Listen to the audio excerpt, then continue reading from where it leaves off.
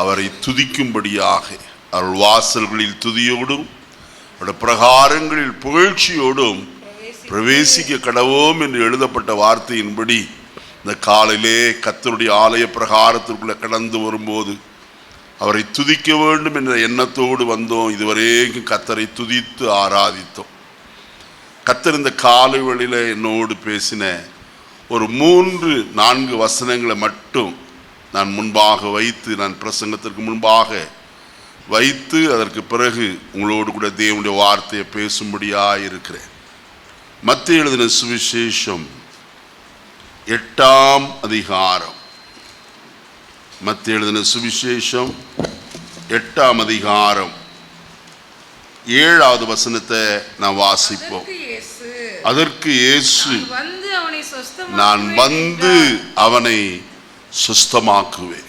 இந்த காலை வேளையிலே கர்த்தரை ஆராதித்து கொண்டிருந்த போது கர்த்தரின் இருதயத்தில் வைத்த ஒரு தேவனுடைய வார்த்தை, நான் அதை உங்களுக்கு தைரியமாய் சொல்ல விரும்புகிறேன்.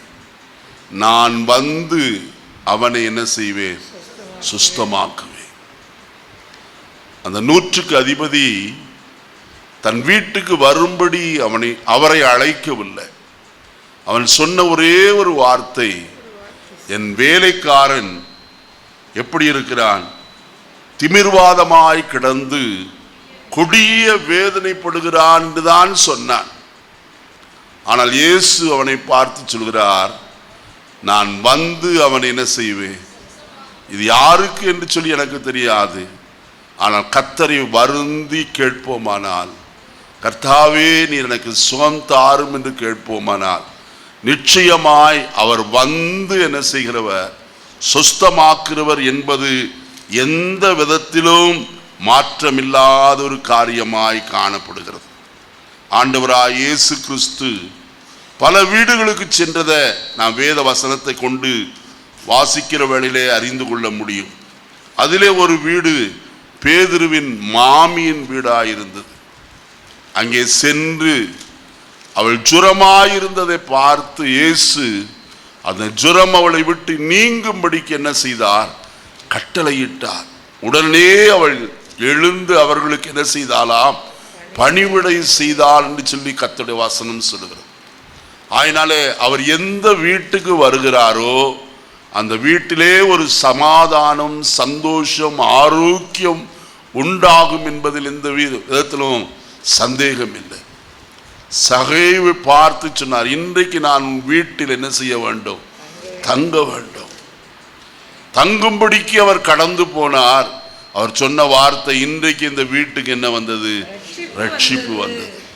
அதனால எந்த வீட்டுக்குள்ளே நுழைகிறாரோ அந்த வீட்டுக்கு ஒரு ரட்சிப்பு உண்டு என்று இந்த காலையில் சொல்ல விரும்புகிறேன். அடுத்த ஒரு வசனம் எரேமியா தீர்க்கதரிசியின் புஸ்தகம் 32ஆம் அதிகாரம். எரேமியா தீர்க்கதரிசியின் புஸ்தகம் 32ஆம் அதிகாரம் வாசிப்போமா? கர்த்தருடைய வசனத்தை 17வது வசனத்தை வாசி. கர்த்தராகிய ஆண்டவரே, இதோ தேவரீர் உம்முடைய மகா பலத்தினாலும் நீட்டப்பட்ட உம்முடைய புயத்தினாலும் வானத்தையும் பூமியையும் உண்டாக்கினீர். உம்மாலே செய்யக்கூடாத அதிசயமான காரியம் ஒன்றுமில்லை. அவரால் செய்யக்கூடாத அதிசயமான காரியம் ஒன்றுமே இல்லை. ஏன் என்று சொன்னால் அங்கே கர்த்தருடைய வசனம் சொல்லுகிறது, அவர் வானத்தையும் பூமியையும் எப்படி உண்டாக்கினாராம்? மகாபலத்தினாலும் நீட்டப்பட்ட உமது புயத்தினாலும் உண்டாக்கினீர். உம்மாலே செய்யக்கூடாத அதிசயமான காரியம் ஒன்றுமில்லை. 27வது வசனத்தையும் பாருங்கள். இதோ நான் மாம்சமான யாவருக்கும் தேவனாகிய கர்த்தர், என்னாலே செய்யக்கூடாத அதிசயமான காரியம் ஒன்றும் இல்லை என்று எழுதப்பட்டிருக்கு. ஒன்று உண்டோ என்று கேட்கிறார். அவரால் செய்யக்கூடாத அதிசயமான காரியம் ஒன்றும் இல்லை. வசனம் சொல்லுகிறது 86ஆம் சங்கீதத்தில் நான் வாசிக்கும் போது வசனம் 10வது வசனம் சொல்லுகிறது, தேவரீர் மகத்துவம் உள்ளவரும் அதிசயங்களை செய்கிறவருமாயிருக்கிறீர். நீர் ஒருவரே யாராயிருக்கிறீர்? தேவன். அவர் ஒருவர்தான் தேவன். வசனத்தை வாசிப்போமானால் உபாகமத்தின் புஸ்தகம் 6ஆம் அதிகாரத்திற்கு வருவோம். 4வது வசனத்தை வாசிக்கலாம். இஸ்ரவேலே கேள், நம்முடைய தேவனாய கர்த்தர் ஒருவரே கர்த்தர். அவர் ஒருவர்தான் கர்த்தர். ஆகையால் தர்மியான காலை வேளையில நான் இந்த வசனங்களை கர்த்தர் எனக்கு ஞாபகம் முட்டி சொல்ல சொன்னதுனால சொல்லுகிறேன். நான் வந்து அவனை என்ன செய்வேன்? சுஸ்தமாக்குவேன். வருகிறவர் எப்படிப்பட்டவர்? அதிசயங்களை செய்கிறவர். அவரால் செய்யக்கூடாத அதிசயமான காரியம் ஒன்றும் இல்லை. எல்லாவற்றையும் அவராலே செய்ய முடியும். அவரை விசுவாசிப்போம். அவரிடத்திலிருந்து இந்த காலை வேளையில் அற்புதங்களை பெற்றுக்கொள்வோம். கர்த்தர் தாமே இந்த வார்த்தைகளை நமக்கு ஆசீர்வதித்து தருவாராக. இந்த காலை வேளையில கூடி வந்திருக்கிறவங்க யாவருக்கும், விசேஷமாய் வலைதளத்தின் வாயிலாய் வருகிறவர்களுக்கும், இதுல பங்கு பெறுகிறவர்களுக்கும் ஆண்டவர் இரட்சகருமாய் இயேசு கிறிஸ்துவின் விலையேற பெற்ற நாமத்தினாலே வாழ்த்துக்களை கூறிக்கொள்கிறேன். இந்த காலையிலே கர்த்தருடைய ஆவியானவர் என் இருதயத்தில் வைத்த ஒரு தேவனுடைய வார்த்தையை உங்கள் முன்பாக வைக்க பிரயாசப்படுகிறேன். 1 தெசலோனிக்கேயர் அப்போஸ்தலனாகிய பவுல் தெசலோனிக்கே சபைக்கு எழுதின முதலாம் நிருபம் 5ஆம் அதிகாரம் 18வது வசனத்தை நான் வாசிக்க கேட்போம்.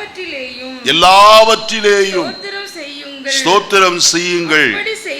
அப்படி செய்வதே கிறிஸ்து இயேசுவுக்குள் உங்களை குறித்து தேவனுடைய சித்தமாயிருக்கிறது. தலைகளை தாழ்த்துவோம், கர்த்தரை நோக்கி பார்ப்போம். ஆண்டவரே, இன்றைக்கும் என்னோடு பேசும், எனக்காக பேசும். ஆண்டவரே, உம்முடைய ஜீவனுள்ள வார்த்தை என்னை உயிர்ப்பிக்கட்டும், என்னை பலப்படுத்தட்டும், எனக்கு ஆரோக்கியத்தை தரட்டும், எனக்கு விடுதலையை தரட்டும். ஆண்டவரே, கர்த்தரை நோக்கி பார்ப்போமா. பரலோகத்தின் நல்ல பிதாவே, நல்ல வேளைக்காய் ஸ்தோத்திரம். இந்த காலை நேரத்திலும் நீர் எங்களுக்கு ஏற்ற ஒரு நல்ல ஆகாரத்தை ஆயத்தப்படுத்தி வைத்திருக்கிறீர்கள். ஸ்தோத்திரம். இந்த காலையிலே நீர் தாமே அவற்றை ஸ்தோத்திரம் பண்ணி பிட்டு எங்களுக்கு அளிக்கும்படியாய் ஜெபிக்கிறோம். நாங்கள் வாங்கி புசித்து அதன் பலத்தினாலே ஆண்டவரே எலியா பிரயாணம் செய்து போல நாங்களும் பிரயாணம் செய்ய ஆண்டவரே பரம கானானுக்கு நேராய் எங்களுடைய ஜீவித ஓட்டத்தை சரியாய் ஓட எங்களுக்கு பலன் தருவீராக. உம்முடைய கிருபை வெளிப்படட்டும் நாதா. வந்திருக்கிற ஒவ்வொரு இருதயங்களும் இந்த காலவெளியில ஆவியானவர் திறப்பீராக என்று ஜெபிக்கிறேன். கிரியை செய்ய ஐயா. பண்பட்ட உள்ளங்களை போல இந்த காலவெளியில விதையை கர்த்தாவே ஸ்தோத்திரம் விதைக்கப்படுகிற வேளையில அது நூறத்தனையாய் பலன் தர உதவி செய்யும்படியாய் ஜெபிக்கிறோம். உம்முடைய கிருபை வெளிப்படட்டும். அடியேனை முற்றிலுமாய் உம்முடைய செட்டைகளுக்குள்ள மறைத்துக் கொள்ளும். உம்மை மாத்திரம் உயர்த்த உதவி செய்வீராக. எல்லா துதியும் கனமும் மகிமையும் உமக்கு மாத்திரம் செலுத்துகிறேன். மீட்பர் நாமத்தில் வேண்டிக் கொள்ள நல்ல பிதாவே, ஆமென். கர்த்தருடைய பரிசுத்த நாமத்துக்கு ஸ்தோத்திரம் உண்டாகட்டும். ஆசீர்வதிக்கப்பட்ட இந்த காலை வேளையிலே தேவனுடைய வார்த்தையை நாம் வாசிக்க கேட்டோம். மறுபடியுமாய் ஒரு விஷயம் நாம் வாசிக்க கேட்போமே. எல்லாவற்றிலேயும் ஸ்தோத்திரம் செய்யுங்கள். அப்படி செய்வதே கிறிஸ்து இயேசுவுக்குள் உங்களை குறித்து தேவனுடைய சித்தமாயிருக்கிறது. இந்த காலையில உங்களோடு நான் பேச போகிற செய்தியினுடைய தலைப்பு தேவ சித்தம், காட்ஸ் வில். கர்த்தருடைய சித்தம் இன்னதென்று நாம் அறிய வேண்டியது அவசியம். அதுவும் யாரை குறித்து? என்னை குறித்து, நம்மை குறித்து தேவனுடைய சித்தம் இன்னதென்று நாம் என்ன வேண்டும்? அறிந்து கொள்ள வேண்டியது அவசியம். ஆண்டவராகிய இயேசு கிறிஸ்து இந்த உலகத்தில் வாழ்ந்த நாட்களில் சீஷர்கள் அவரை பார்த்து கேட்டால், ஆண்டவரே, யோவான் ஜெபம் பண்ண கற்றுக் கொடுத்தது போல நீரும் எங்களுக்கு என்ன செய்ய வேண்டும்? கற்றுத்தர வேண்டும் என்று சொல்லி அவரை பார்த்து கேட்கிறவளாய் காணப்பட்டார்கள். அப்பொழுது இயேசு அவர்களுக்கு ஜெபிக்க கற்றுக் கொடுத்ததை நாம் பார்க்கிறோம். லூக்கா 11ஆம் அதிகாரம் 2ஆம் வசனத்தில் அந்த ஒரு பகுதியை மட்டும் வாசிப்போம். உம்முடைய சித்தம் பரமண்டலத்தில் செய்யப்படுகிறது போல பூமியிலேயும் செய்யப்படுவதாக. உம்முடைய சித்தம். அருமையானவர்களே, தேவ சித்தத்தை நாம் நம்முடைய வாழ்க்கையிலே நிறைவேற்ற வேண்டும். அதைத்தான் இப்படி சொல்லப்பட்டிருக்கிறது. எல்லாவற்றிலேயும் என்ன செய்யுங்கள்? ஸ்தோத்திரம் செய்யுங்கள். அப்படி ஸ்தோத்திரம் செய்வதே கிறிஸ்து இயேசுவுக்குள் உங்களை குறித்து தேவனுடைய சித்தம். உங்களை குறித்து தேவனுடைய சித்தம். என்னை குறித்த தேவனுடைய சித்தம் என்ன? எல்லாவற்றிலேயும் என்ன செய்ய வேண்டும்? ஸ்தோத்திர பலி செலுத்த வேண்டும். நாம் அப்படி தேவ சித்தத்தை நிறைவேற்றுகிறோமா? ஒவ்வொரு நாளும் நம்மை அழைத்த நோக்கம், இந்த ஜனத்தை எனக்கென்று ஏற்படுத்தினேன், இவர்கள் என் துதியை சொல்லி வருவார்கள் என்பதுதானே. நான் கர்த்தரை எவ்வளவாய் துதிக்கிறோம் என்பது மிக முக்கியமான ஒரு காரியம். எல்லா சந்தர்ப்பத்திலும் கர்த்தரை துதிக்கிறோமா? நம்முடைய பிரயாணங்களிலே, நம்முடைய அன்றாட ஜீவிதத்திலே எத்தனையோ காரியங்களை செய்கிறோம். கர்த்தரை துதிக்கிற துதியின் சத்தம் நம்முடைய நாவிலே எழும்புகிறதா? துதி செய்வது செம்மையானவர்களுக்கு தகும் என்று சொல்லி 33ஆம் சங்கீதத்தில் வாசிக்கிறோமே. துதி செய்கிறோமா? அருமையானே, ஸ்தோத்திர பலியிடுகிறவன் என்னை என்ன செய்கிறான்? மகிமைப்படுத்துகிறான். அவனுக்கு என்னத்தை செய்வேன்? என் ரட்சிப்பை வெளிப்படுத்துவேன் என்றுதான் கர்த்தருடைய வசனம் சங்கீதம் 50:15 வாசிக்கிறோம். எபிரேயர் 13ஆம் அதிகாரம் 15வது வசனத்தில் வாசிக்கிறோம். உதடுகளின் கனியாகிய ஸ்தோத்திர பலியை அவர் மூலமா எப்பொழுதும் தேவனுக்கு செலுத்த கடவோம். அடுத்தது அன்றியும் நன்மை செய்யவும் தான தர்மம் பண்ணவும் மறவாதிருங்கள். இப்படிப்பட்ட பலிகளின் மேல் ஐயா ஸ்தோத்திர பலி செலுத்துகிறதுனாலே நன்மையே தவிர தீமை ஒன்றும் இல்லை. என்ன நன்மை? என் ரட்சிப்பை அவனுக்கு என்ன செய்வேன்? வெளிப்படுத்துவேன். கர்த்தர் ரட்சிக்க திராணி உள்ளவர். நேற்று தின ராத்திரி காலத்தில் நான் சொன்னதான ஒரு தேவனுடைய வார்த்தை அதுதான். ரட்சிக்க அவர் எப்படிப்பட்டவர்? திராணி உள்ளவராய் காணப்படுகிறவர். அங்கே ராஜா சொல்லுகிறான், இவரை போல ரட்சிக்கத்தக்க தேவன் பூலோகத்தில் ஒருவரும் இல்லை என்று எழுதப்பட்டிருக்கிறது. இந்த காலையிலே அவர் ரட்சிப்பை அருளுகிற தேவனாய் காணப்படுகிறவர். அவரை போல சூழ்நிலைகளிலே எந்த சூழ்நிலையிலும் ரட்சிக்கத்தக்க தேவன் ஒருவரும் வேறு ஒருவரும் இல்லை.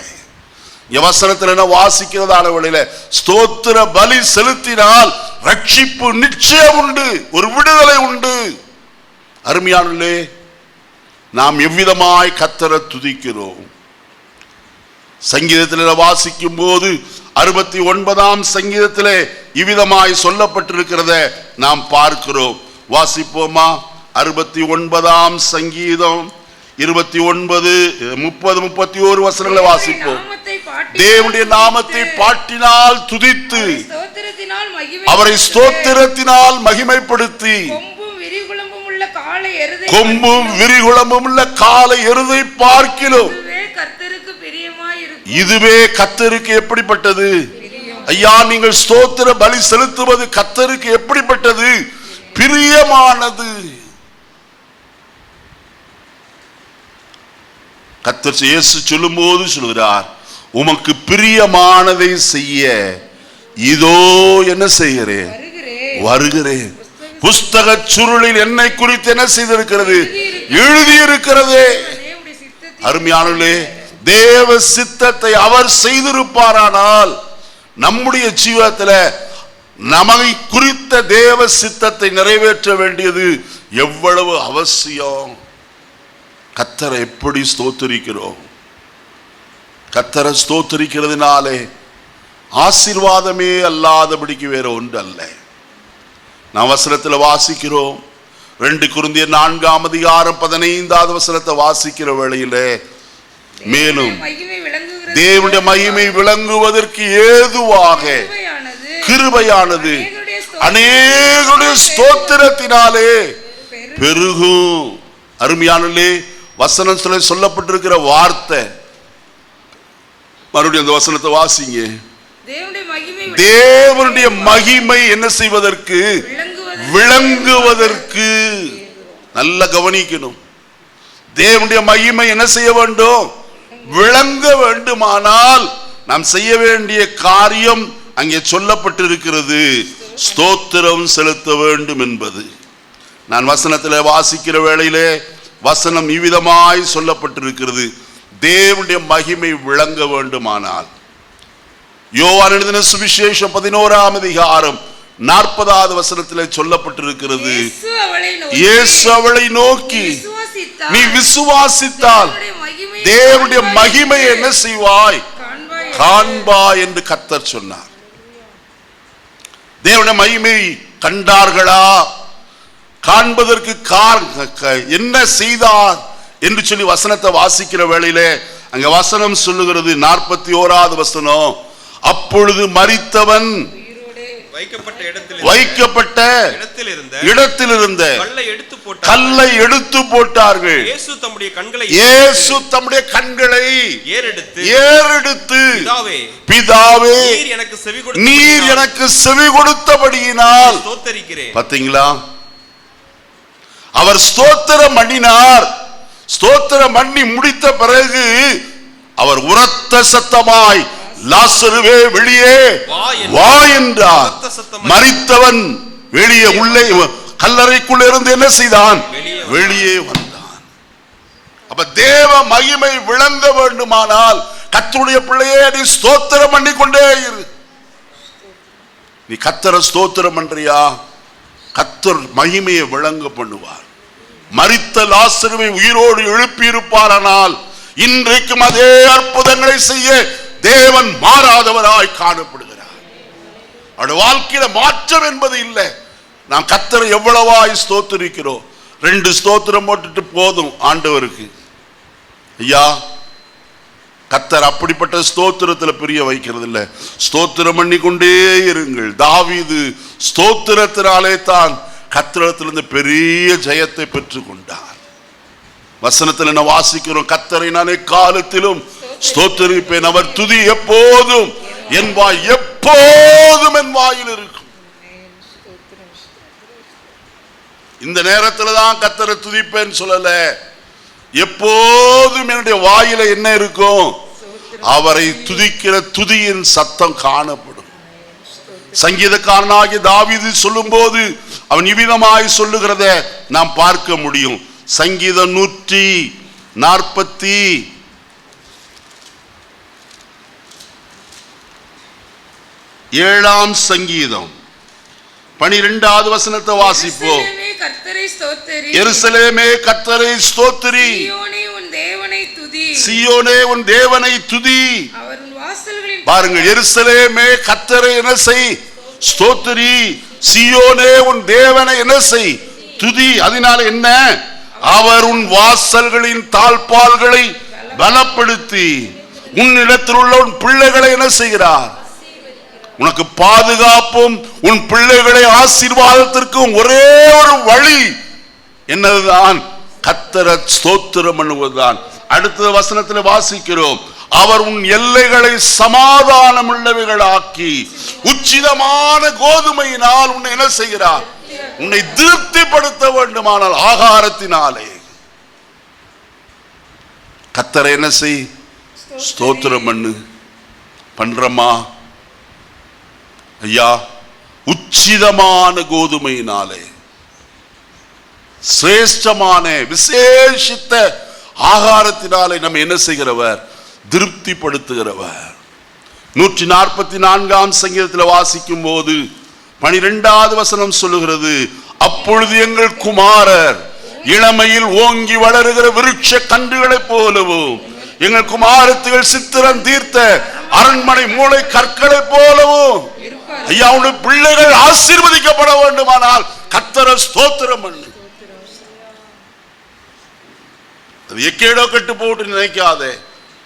பிள்ளைகளை கூப்பிட்டு அவர்களுடைய தலையின் மேல் கை வைத்து அவருடைய கர்த்தருடைய கரத்தில் ஒப்பு கொடுத்து கர்த்தரை ஸ்தோத்திரம் பண்ணு. அந்த பிள்ளைகள் ஆசீர்வதிக்கப்பட்டோம். அது பேர பிள்ளையான ஆளும் சரி, அவர்கள் மேல் கைகளை வைத்து ஜெபம் பண்ணுங்க. கர்த்தருடைய வசனம் சொல்லுகிறது, எருசலேமே உன் தேவனை என்ன செய், உன் கர்த்தரை ஸ்தோத்திரி. ஏன் அங்க வசனம் சொல்லுகிறது, உன்னிடத்தில் உள்ள உன் பிள்ளைகளை ஆசீர்வதிக்கிறார். அவர்கள் ஆசீர்வதிக்கப்பட நாம் தாயா தடையாய் காணப்படுகிறோம். நாம் தடையில்லாதபடிக்கு நாம் செய்ய வேண்டிய வேலை ஒழுங்காய் செய்தால் நம்முடைய பிள்ளைகளை கர்த்தர் என்ன செய்வார், ஆசீர்வதிக்கிறவராய் காணப்படுவார். வேத வசனம் சொல்லுகிறது, சங்கீதம் 149 8வது வசனத்தை வாசிக்கிற வேளையில, அவர்கள் வாயில் கர்த்தரை உயர்த்துகிற துதியும் அவள் கையில் இருபுறமும் கருக்குள்ள பட்டயமும் இருக்கும் என்று எழுதப்பட்டிருக்கிறது. இங்க வசனத்துல அவருடைய வாயில என்ன இருக்கிறது, கர்த்தரை உயர்த்துகிற துதி. வேற இல்லையா? கெட்ட வார்த்தை, பொய்யான வார்த்தை, கோல் சொல்லுகிற வார்த்தை, மற்றவர்களை குறைவாய் இழிவாய் பேசுகிற ஒரு வார்த்தை அவருடைய வாயிலிருந்து புறப்பட கூடவே கூடாது, புறப்படவும் செய்யாது. யாருடைய வாயிலே? ஒரு விசுவாசியுடைய வாயிலே. ரட்சிக்கப்பட்ட ஒரு தேவ மனுஷனுடைய வாழ்க்கையில உச்சந்தலை கொண்டு உள்ளங்கால் வரைக்கும் சகலமும் பரிசுத்தம் உள்ளதாய் காணப்பட வேண்டும். அவருடைய வாயிலிருந்து கெட்ட வார்த்தை ஒன்றும் என்ன செய்யலாகாது, புறப்படலாகாது.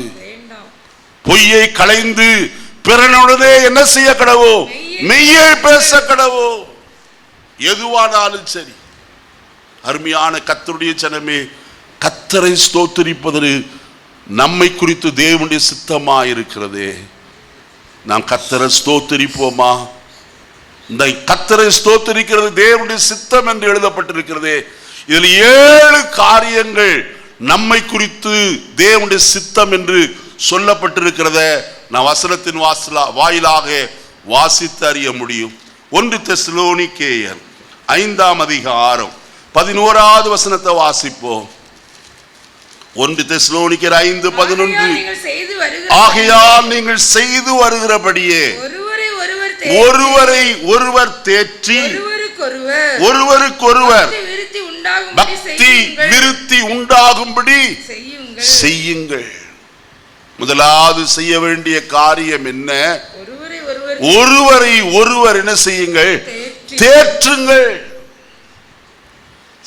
அருமையான தீர்க்கதரிசி ஏசாயா சொல்லும் போது அவர் சொல்லுகிற வார்த்தை இவ்விதமாயிருக்கிறது. வாசிப்போமா? ஏசாயா தீர்க்கதரிசியின் புஸ்தகம் 40ஆம் அதிகாரம் 1 வசனத்தை வாசியுங்கள். என் ஜனத்தை ஆற்றுங்கள், தேற்றுங்கள். கர்த்தருடைய ஜனத்தை என்ன செய்ய வேண்டும்? ஆற்றுங்கள், தேற்றுங்கள். தேறுதலற்றவர்களாய் காணப்படுகிறார்கள். நொறுக்கப்பட்ட ஜனம், உடைக்கப்பட்ட ஜனம். அருமையானவர்களே, எத்தனையோ பேருடைய வாழ்க்கையை கேட்கும் போது அவருடைய வாழ்க்கை நொறுங்கி போன நிலைமையில காணப்படுகிறது. நன்றாய் வாழ்ந்தவர்கள் இன்றைக்கு பொருளாதாரத்தில் வீழ்ச்சி அடைந்து போய் நொறுக்கப்பட்டவர்களாய், இனி வாழ்வு என்பது இல்லை, இனி தற்கொலை ஒன்றுதான் வாழ்க்கை என்று ஓடுகிற எத்தனையோ கூட்டத்தார்கள் நம்மை சுற்றிலும் காணப்படுகிறார்களே. இந்த ஜனங்களுக்கு தேறுதல் வேண்டும். மனுஷிக வார்த்தையினாலே ஒருவரையும் என்ன செய்ய முடியாது? தேற்ற முடியாது. பிரியமானே, தேவனுடைய வார்த்தையை கொண்டுதான் அவர்களை தேற்ற முடியும். அதுவும் கர்த்தருடைய வேதத்தில் நாம் வாசிக்கிற பிரகாரம் ஏசாயா தீர்க்கதரிசியின் புஸ்தகம் 50ஆம் அதிகாரத்திலே நாம் வாசிக்கிறோமே, அவர் காலைதோறும் என்ன செய்கிறார்? எழுப்புகிறார். எதற்காக எழுப்புகிறாரா? இளைப்படைந்தவனுக்கு சமயத்திற்கு ஏற்ற வார்த்தை சொல்ல நான் அறியும்படிக்கு. சும்மா எதையோ வார்த்தை சொல்லி தேற்றுவது அல்லையா? இளைப்படைந்து போனவன், நொறுக்கப்பட்டவன், உடைக்கப்பட்ட மனுஷன், அவனுக்கு சமயத்திற்கு ஏற்ற அதற்கு ஏற்ற ஒரு வார்த்தையை சொல்லி அவனை தேற்றும்படியாக அருமையானவர்களே, கர்த்தருடைய வசனம் சொல்லுகிறது, நான் அறியும்படிக்கு அவர் காலைதோறும் என்ன செய்கிறார்? எழுப்புகிறார். ஐயா, அவருடைய சத்தத்தை கேட்கிறோமா அல்லது உதாசீனப்படுத்துகிறோமா? கர்த்தர் எத்தனையோ நேரம் நம்முடைய பக்கத்தில் கடந்து வருகிறார். கதவை தட்டுகிற தேவன் நம்முடைய இருதயமாய கதவை தட்டுகிறார். கதவை திற. இதோ என் தலை பனியினாலும் இரவில் பெய்யும் தூறலினாலும் என்ன செய்கிறது? நனைந்து கொண்டிருக்கிறது. கதவை திற சுலமித்தியே. அவளோ உள்ளே இருந்து சொல்கிறாள், நான் என் வஸ்திரத்தை மாற்றி விட்டேன், இனி எப்படி அதை என்ன செய்வேன்? அழுக்காக்குவேன். நேசரோ அந்த கதவின் சந்தின் வழியாய் தம்முடைய கரத்தை என்ன செய்தாராம்? நீட்டினாராம். அப்பொழுதும் அவள் என்ன செய்யவில்லை? என் நேசர் தமது கையை கதவு துவாரத்தின் வழியாய் நீட்டினார். அப்பொழுது என் உள்ளம் பாருங்க எப்படி பொங்கினதா? அவர் நிமித்தம் பொங்கிற்று. கதவை திறக்க நான் எழுந்தேன். எப்போ? தாமதமாய். அடுத்த வார்த்தை வாசிங்க. பூட்டின கைப்பிடிகள் மேல் என் கைகளில் இருந்து வெள்ளை போலவும் என் விரல்களில் இருந்து வாசனையுள்ள வெள்ளை போலவும் வடிந்தது. என் நேசருக்கு கதவை திறந்தேன். என் நேசரோ, நல்ல கதவை நன்றாய் அறிந்து கொள்ளுங்க. கதவை தட்டின வேளையிலே நேசர் கதவை துவாரத்தின் வழியாய் கையை நீட்டின போது அவள் எழுந்திருந்து திறக்கவில்லை. அவள் உள்ளம் நேசத்தால் பொங்கிற்று. அதற்கு பிறகு கதவை திறந்த போதோ நேசரை என்ன செய்யவில்லை? காணவில்லை. அவரை தேடினேன், நான் அவரை காணேன். எருசலேமின் தெருக்களிலே போய் என் நேசரை கண்டீர்களானால் அவர் எங்கே இருக்கிறார் என்று எனக்கு என்ன செய்யுங்கள்? சொல்லுங்கள். எருசலேமின் குமாரத்திகளே, என் நேசரை பார்த்தீர்களா? எருசலேமின் குமாரத்திகள் கேட்டார்கள், நீ இவ்வளவு நேசத்தோடு கூட நேசரை தேட காரணம் என்ன? அவர் எதிலே சிறந்தவர்? அவள் சொல்லும் போது சொல்கிறார், ஸ்திரீகளுக்குள் ரூபவதியே, உன் நேசரை பார்க்கிலும் உன் நேசர் எதினால் என்ன செய்தவர்? விசேஷித்தவர். இப்படி எங்களுக்கு ஆணையிட மற்ற நேசரை பார்க்கிலும் உன் நேசர் எதினால் விசேஷித்தவர். அவர் சொல்லுகிறார், என் நேசருடைய வர்ணனை அவள் சொல்லுகிறது நாம் பார்க்கிறோம்.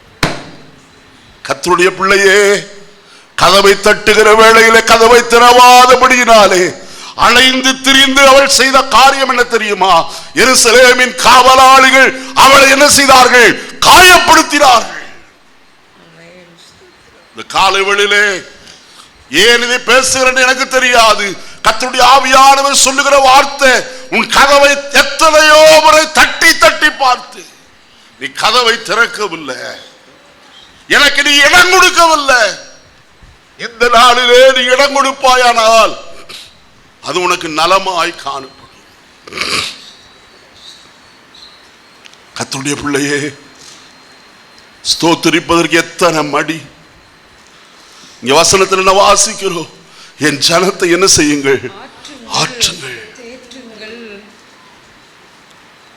கர்த்தர் நமக்கு வார்த்தையை கொடுக்கிறாரே. அருமையானே, எழுதப்பட்ட இந்த வார்த்தை தான் லோகோஸ் என்று சொல்லப்படுகிறது. ஆனால் சமயத்திற்கு ஏற்ற வார்த்தை ரேமா வரும்போதுதான் ஒரு மனுஷன் உயிர்ப்பிக்கப்பட முடியும். எழுதப்பட்ட வார்த்தையிலிருந்து குறிப்பிட்ட ஒரு வார்த்தையை கர்த்தர் கொடுக்கிறார். கடந்த நாட்களில் ஒரு ஊழியக்காரருடைய சாட்சியை நான் கேட்கலாயிற்று. பயங்கரமான இந்து மார்க்கத்தில் ஜீவித்துக் கொண்டிருந்த அவர், கிறிஸ்தவத்துக்கு விரோதமாய் பல காரியங்களை செய்தவர். அவருக்கு ஒரு புதிய ஏற்பாடு கொடுக்கப்பட்டது. நண்பர் மூலமாய் அவர் வாசிக்க ஆரம்பித்தார். அங்கே மத்தேயு எழுதின சுவிசேஷத்தை முதலாவது அவர் வாசித்து கொண்டு வந்தபோது ஒரே ஜீனியாலஜி அங்கே சொல்லப்படுகிற ஒவ்வொரு இன்னார் இன்னார் இன்னார் இன்னார் பெற்றான் பெற்றான் என்று வந்தது. அதை தள்ளிவிட்டார். மார்க் எழுதின சுவிசேஷத்தை வாசித்தார், அதுவும் அவருக்கு பிடிக்கல, தள்ளிவிட்டார். லூக்கா எழுதின சுவிசேஷத்தை வாசித்தார், அவருடைய பிறப்பின் வர்த்தமானங்களை அறிந்தார், தள்ளிவிட்டார். யோவான் எழுதின சுவிசேஷத்திற்கு வந்தார். முதல் வார்த்தை, ஆதியிலே வார்த்தை இருந்தது, அந்த வார்த்தை தேவனிடத்தில் இருந்தது, அந்த வார்த்தை தேவனாயிருந்தது, அந்த வார்த்தை மாம்சமாகி கிருபையினாலும் சத்தியத்தினாலும் நிறைந்தவராய் நமக்குள்ளே வாசம் பண்ணுகிறார் என்ற வார்த்தை வாசித்த போது அவருக்குள்ளே ஒரு பெரிய மாற்றம் ஏற்பட்டது. எனக்குள்ளே வாசம் செய்யும்படியாய் இந்த வார்த்தை மாம்சமாயிற்றா. அருமையானே, இயேசுவுக்கு தன்னை ஒப்பு கொடுத்தார். இன்றைக்கு ஒரு பெரிய ஊழியக்காரனாய் கர்த்தருக்கு இந்த இந்திய தேசத்தில் ஊழியத்தை செய்து வருகிறார். ஏன் இதை சொல்லுகிறேன்? கர்த்தருடைய வசனம் ரட்சிக்க வல்லமை உள்ளதாய் காணப்படுகிறது. எதை ரட்சிக்க வல்லமை உள்ளது? யாக்கோபின் நிருபத்துக்கு நேராய் சற்று திருப்புவோம். உங்களை ஞாபகம் ஊட்டும்படிக்கு இதை சொல்ல விரும்புகிறேன். முதலாம் அதிகாரம் 21வது வசனத்தை வாசிப்போம். முதல் அதிகாரம் 21வது வசனம். ஆகையால் எல்லாவித அழுக்கையும் கொடிய துர்க்குணத்தையும் ஒழித்துவிட்டு உங்கள் உள்ளத்திலே நாட்டப்பட்டதாயும் உங்கள் ஆத்துமாக்களை ரட்சிக்க வல்லமை உள்ளதாயும் இருக்கிற வசனத்தை பார்த்தீங்களா? வசனத்தை ஏற்றுக்கொள்ளணுமா? சாந்தமாய். எதற்கு? உங்கள் ஆத்துமாக்களை ரட்சிக்க வல்லமை உள்ள வார்த்தை அது. வேற எந்த வார்த்தையும் ஆத்துமாவை ரட்சிக்காது. தேவனுடைய வசனம் ஒன்றுதான் ஆத்துமாவை ரட்சிக்க வல்லமை உள்ளதாய் காணப்படுகிறது. ஏன் என்று சொன்னால் எபிரேயர் 4ஆம் அதிகாரம் 12வது வசனத்தில் வாசிக்கிறோம். தேவனுடைய வார்த்தையானது இருபுறமும் கருக்குள்ள எந்த பட்டயத்திலும் கருக்கானதாய் காணப்படுகிறது. இந்த காலையில் ஒன்று சொல்ல விரும்புகிறேன்.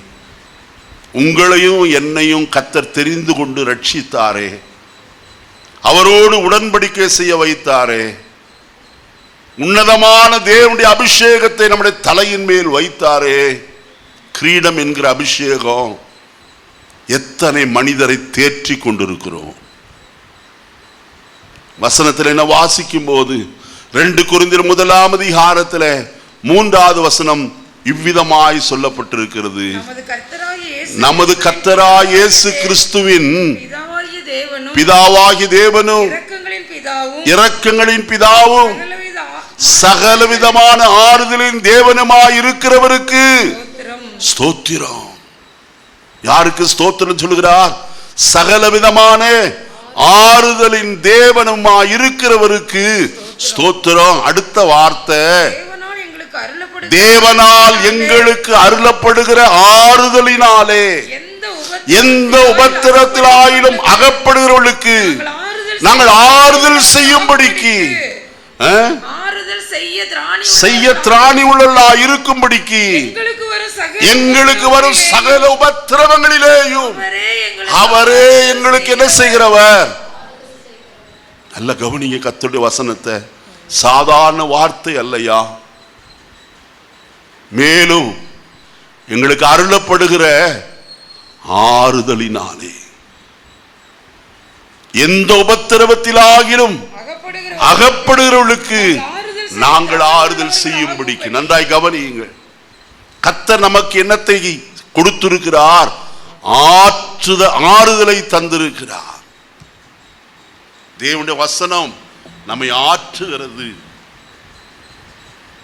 வசனத்தில் என்ன வாசித்தோமே, மறுபடியும் அந்த வசனத்தை வாசிப்போம். 2 கொரிந்தியர் 1ஆம் அதிகாரம் 4வது வசனம். தேவனால் எங்களுக்கு அருளப்படுகிற ஆறுதல். யார் ஆறுதலை கொடுக்கிறவர்? தேவன் தான். வேற யாரும் நம்மை ஆறுதல் படுத்த முடியாது. தேவனால் எங்களுக்கு அருளப்படுகிற ஆறுதலினாலே எந்த உபத்திரவத்திலாகிலும் அகப்படுகிறவர்களுக்கு நாங்கள் என்ன செய்யும்படிக்கு, எதற்கு நமக்கு ஆறுதலை கொடுத்தார்? மற்றவர்களை ஆறுதல் படுத்தும்படிக்கு.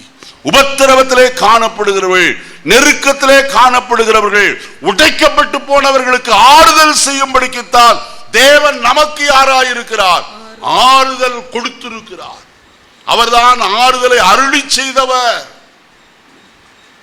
அகப்படுகிறவர்களுக்கு நாங்கள் ஆறுதல் செய்யும்படிக்கு அவரே எங்களுக்கு ஆறுதல் செய்கிறவர். எப்படி எனில் அருளப்படுகிறவர்களுக்கு ஆறுதல் செய்ய திராணி உள்ளவர்களா இருக்கும்படிக்கு எங்களுக்கு வரும் சகல உபத்திரவத்திலும். பார்த்தீங்களா? அவர்தாயா. எதற்கு? நாங்கள் மற்றவர்களுக்கு என்ன செய்யும்படிக்கு? ஆறுதல் செய்யும்படிக்கு. அடுத்த வசனம் சொல்லுகிறது, எப்படி எனில் கிறிஸ்துவினுடைய பாடுகள் எங்களிடத்தில் பெருகிறது போல கிறிஸ்துவினாலே எங்களுக்கு ஆறுதலும் என்ன செய்கிறது? பெருகிறது. 10வது வசனத்தை வாசிப்போம். அப்படிப்பட்ட மரணத்தில் நின்றும் அவர் எங்களை என்ன செய்தாராம்? தப்புவித்தார். இப்பொழுதும் தப்புவிக்கிறார், இன்னும் தப்புவிப்பார் என்று என்ன சொல்லப்பட்டிருக்கிறது? நாங்கள் அவரை என்ன செய்திருக்கிறோம்? நம்பி இருக்கிறையா. எத்தனை பேர் நம்பி இருக்கிறோம்? இந்த காலையில கர்த்தர் நம்மை தப்புவிக்கிறவர்.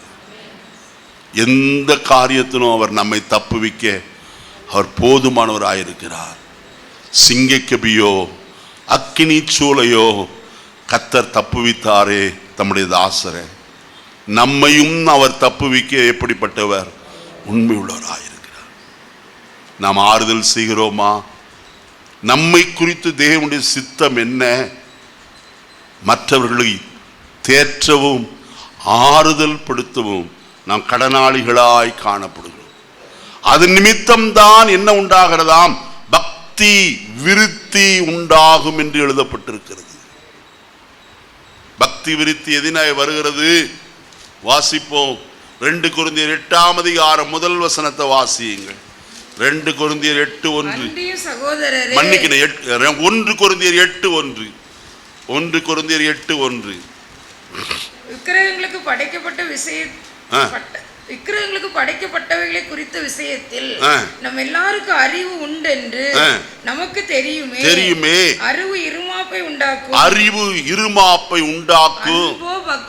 அன்போ பக்தி விருத்தியை உண்டாக்கும். நல்ல கவனிப்போம். எது பக்தி விருத்தியை உண்டாக்குறது? அன்பு. ஐயா, உபத்திரவப்படுகிறவர்களை பார்த்து அன்பு செலுத்த ஒருவரும் இல்லை இந்த உலகத்தில். ஏன் தெரியுங்களா? கடன் பட்டானா, அவன் நொறுக்கப்பட்டு காணப்படுகிறானா, அவன் பக்கத்திலே ஒரு பயிலும் போக மாட்டான். சொந்தக்காரன் அவங்கிட்ட வாங்கி சாப்பிட்டவனா இருந்தாலும் ஒரு பயிலும் போக மாட்டான். ஏன்னா இங்கே நம்ம பாக்கெட்டில் கை வச்சிருவானோ, அதுதான் பயம். ஆனால் நாம் போய் கர்த்தருடைய வார்த்தையினாலே அவர்களை என்ன செய்ய முடியும்? ஆறுதல் செய்ய முடியும், அவர்களை தேற்ற முடியும், அவர்களை தைரியப்படுத்த முடியும். நம்ம கிட்ட ஒன்றும் இல்லை, ஆனால் நாம் சொல்லுகிற அன்பான வார்த்தை இருக்கிறதே, அவர்களை நேசத்தோடு பார்க்கிறோமே, அது அவர்களை தேற்று. எருசலேமிலே இருந்து எரியோவுக்கு போன மனுஷன் கள்ளர் கையிலே அகப்பட்டு அவர்கள் அவனை வஸ்திரத்தை எல்லாம் உரிந்து கொண்டு அவனை குற்றுயிராய் காயப்படுத்தி விட்டு போனார்கள். நல்ல சமாரியன் கடந்து வந்து தன் கழுதையை விட்டு இறங்கி அவனுக்கு நற்பணி செய்தானே. அவனை கழுதையை தன் வாகனத்தின் மேல் ஏற்றி கொண்டு போய் அங்கே சத்திரத்தில் சேர்த்து அவனுக்காக செலவிடும்படிக்கு பணத்தையும் கொடுத்து போனானே. திரும்ப வருவேன் என்றும் அதிகமாய் செலவழித்தால் கொடுப்பேன் என்று சொல்லி போனானே. அந்த நல்ல சமாரியனை போல நம்முடைய ஜீவிதம் காணப்படணும். யாரும் கண்டுகொள்ளாதபடிக்கு கடந்து போனாலும் நாம் அவரிடத்தில் போய் தேவனுடைய வார்த்தையை சொல்லுகிறபடியினாலே அவர்களை தேற்ற முடியும், அவர்களுக்கு பக்தி விருத்தி உண்டாக்கவும் செய்ய முடியும். இரண்டாவது காரியம் கர்த்தருடைய வசனத்தில் சொல்லப்பட்டிருக்கிறது. 12-13 வசனங்களை வாசிக்கலாம். 1 தெசலோனிக்கேயர் 5ஆம் அதிகாரம் 12-13 வசனங்கள்.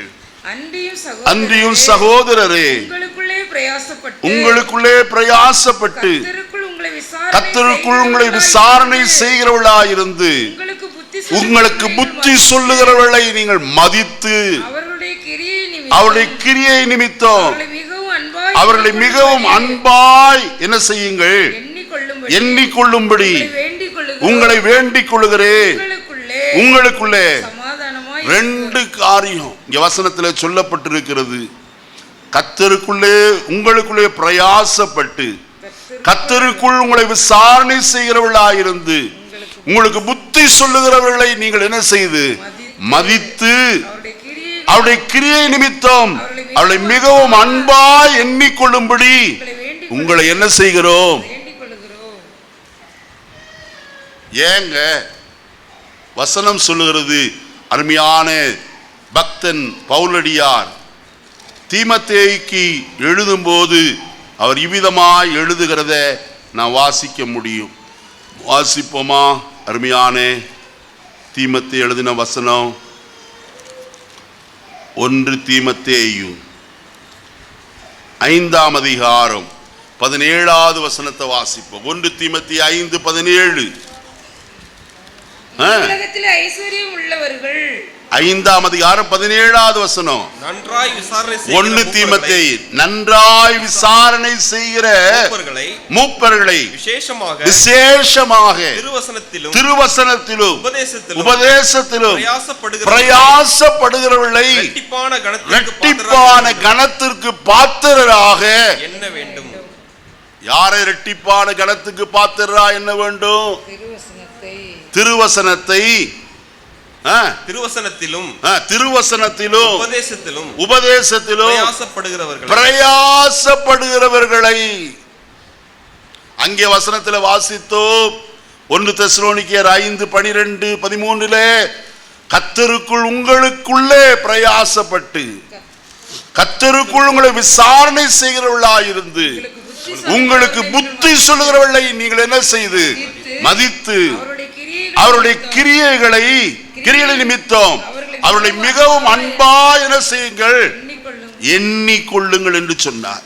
ஆனால் இங்கே சொல்லும் போது அவர் சொல்லுகிற வார்த்தை விசேஷமாக திருவசனத்திலும் உபதேசத்திலும் பிரயாசப்படுகிறவர்களை என்ன செய்யுங்க, இரட்டிப்பான கனத்துக்கு பாத்திரராய் என்ன வேண்டும்.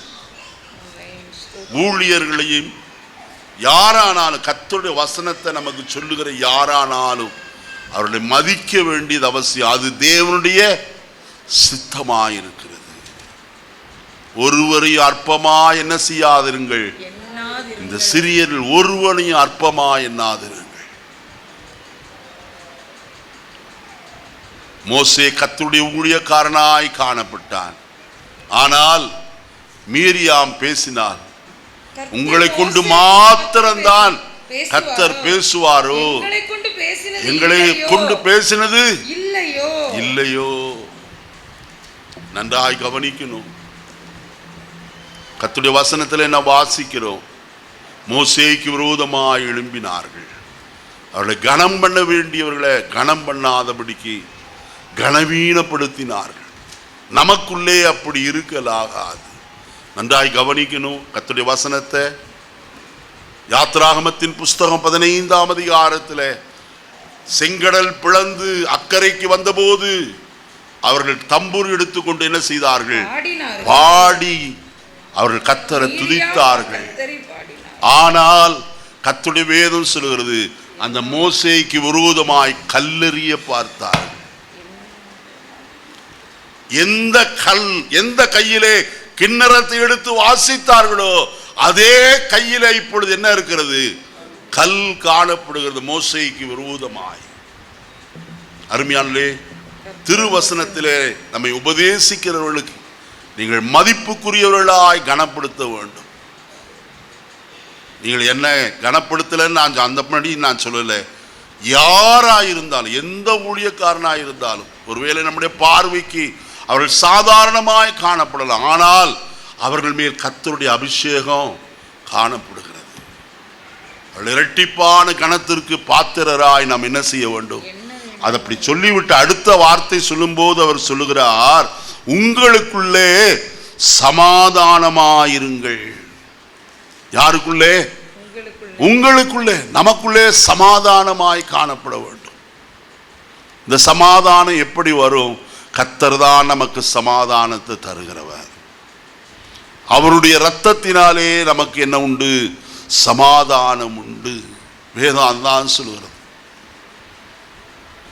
வேதத்தில் வாசிக்கிறோம், நீங்கள் ஒன்றுக்கும் கவலைப்படாமல் எல்லாவற்றையும் குறித்து ஸ்தோத்திரத்தோட கூடிய ஜெபத்தினாலும் வேண்டுதலினாலும் தேவனுக்கு தெரியப்படுத்துங்கள்.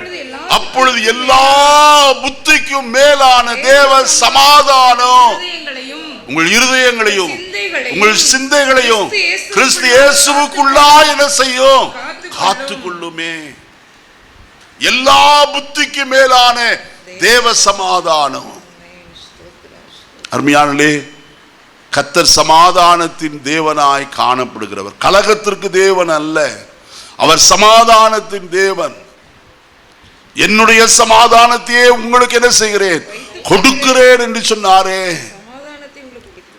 அருமையானே, அந்த சமாதானத்தினால் நம்முடைய இருதயம் நிரம்பி இருக்கிறதா?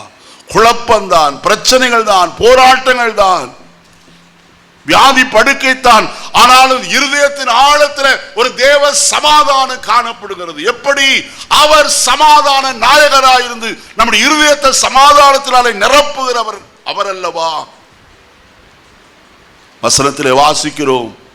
2 கொரிந்தியர் 13:11 வாசிக்கிற வேளையிலே வசனம் சொல்லுகிறது விதமாய், கடைசியாக சகோதரரே சந்தோஷமாயிருங்கள், நற்சீர் பொருந்துங்கள், ஆறுதல் அடையுங்கள், ஏக சிந்தையாயிருங்கள், சமாதானமாயிருங்கள்.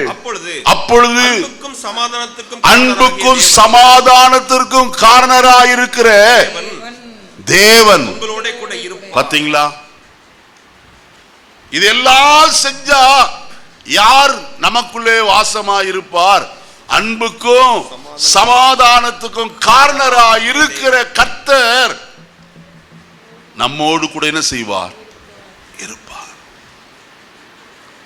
3வது காரியம் 1 தெசலோனிக்கேயர் 5 வாசிப்போமா? 14 வசனத்தை வாசியுங்கள். மேலும் சகோதரரே உங்களுக்கு போதிக்கிறது என்னவென்றால், நாங்கள் உங்களுக்கு போதிக்கிறது என்னவென்றால், ஒழுங்கில்லாதவர்களுக்கு புத்தி சொல்லுங்கள். நன்றாய் கவனிங்க. 1, ஒழுங்கில்லாதவர்களுக்கு புத்தி சொல்லுங்கள். திடனற்றவர்களை 2வது திடனற்றவர்களை தேற்றுங்கள். பலவீனரை தாங்குங்கள். 3வது பலவீனரை தாங்குங்கள். எல்லாரிடத்திலும் எப்படி இருங்க? நீடிய சாந்தமாயிருங்க. 4 காரியங்கள். முதல் காரியம் வசனத்தில் சொல்லப்பட்டிருக்கிறது, ஒழுங்கில்லாதவர்களுக்கு என்ன செய்யுங்கள்? புத்தி சொல்லுங்கள். தேவன் ஒழுங்கின் தேவன். ஆதியாகமத்தில் வாசிக்கிறோம், ஆதியிலே தேவன் வானத்தையும் பூமியையும் சிருஷ்டித்தார். பூமியானது ஒழுங்கின்மையும் அந்த 2 வசனத்துக்கும் நடுவில் எத்தனையோ வருஷங்கள் காணப்படுகிறது என்று வேத பண்டிதர்கள் சொல்லுகிறார். தேவன் உண்டாக்குற எல்லாம் ஒழுங்கோடு கூட தான் செய்கிறவர். அவர் ஒழுங்கற்ற தேவன் அல்ல, சகலவற்றையும் அவர் ஒழுங்கும் கிரமமாய் செய்கிற கர்த்தர் என்று வேதத்தில் வாசிக்கிறோம். அப்படியானால் உலகம் எப்படி ஒழுங்கின்மை ஆயிற்று? அது பிசாசினாலே ஆயிற்று. அந்த ஒழுங்கற்ற உலகத்தை கர்த்தர் சீர்படுத்துகிறவராய் காணப்பட்டார். அதுதான் 2ஆம் வசனத்திலிருந்து நாம் வாசிக்கிறோம். பூமியானது ஒழுங்கின்மையும் வெறுமையுமாயிருந்தது, ஆழத்தின் மேல் இருள் இருந்தது, தேவாவியானவர் ஜலத்தின் மேல் அசைவாடி கொண்டிருந்தார். அங்க ஒரு வார்த்தை ஆங்கிலத்தில் வருகிறது, God's spirit was brooding over the waters. அருமையானே, அதை குறித்து விளக்கம் சொல்ல வேண்டுமானால், ஒரு கோழியானது அடைகாக்கும் போது எவ்விதமாய் முட்டைகளை தன் செட்டைகளுக்குள்ளே வைத்து அது அடைகாக்கிறதோ, எதற்கு? ஏற்ற காலத்தில் அந்த முட்டையிலிருந்து ஒரு புது ஜீவன் வரும்படிக்கு. அதே வண்ணமாய் ஆவியானவர் ஜலத்தின் மேல் என்ன செய்து கொண்டிருந்தார்? அசைவாடி கொண்டிருந்தார். அதற்கு பிறகுதான் வாசித்தோம், இருள் நிறைந்த உலகத்தில் முதலாவது தேவன் வெளிச்சம் உண்டாக கடவுதென்றார். ஒவ்வொன்றாய் உண்டாக்கி கர்த்தர் நல்லது என்று கண்டார். அருமையானே, இந்த காலை வேளையிலே ஒன்று உங்களுக்கு சொல்லுகிறேன், ஒழுங்கில்லாதவர்களை என்ன செய்யுங்கள்? ஒழுங்குபடுத்துங்கள். ஜீவிதத்தில் ஒழுங்கு தேவை. எதுவானாலும் கட்டுப்பாடு தேவை. இன்னைக்கு ஒழுங்கற்ற வாலிப சமுதாயத்தை தான் பார்க்கிறோம். இங்க எல்லாம் மொட்டை அடிச்சுக்கிறானுங்க, இங்க மட்டும் இப்படி நட்டு நிற்கிது. இந்த பூக்குழந்த கோயிலில் விசேஷம் வரும்போது கொண்டு போவாங்க, இந்த நாத்தெல்லாம் நட்டு வச்சு நிறைய இப்படி தான் நிற்கும். அது மாதிரி இப்படி நட்டுட்டு. சில பேரை பார்த்தா அது இங்கே என்னமோ கோடு கோடெல்லாம் போட்டு வச்சுருக்காங்க. ஒரு கோடு 2 கோடு என்னென்னமோ, சில கடுக்காம போட்டிருக்காங்க. இதெல்லாம் என்னது? ஒழுங்கற்ற காரியம், அருவருப்பானது, தேவனுக்கு பிரியமில்லாத காரியம். நல்ல கவனிங்க. நல்ல பேண்ட்டை வாங்கிட்டு அதில் சோடாக்காரத்தை போட்டு கலரெல்லாம் மாற்றி எடுத்துட்டு ஓட்டை போட்டு வச்சிருக்கான். அது ஓட்டை பேண்ட்டை போட்டுட்டு போலாமே.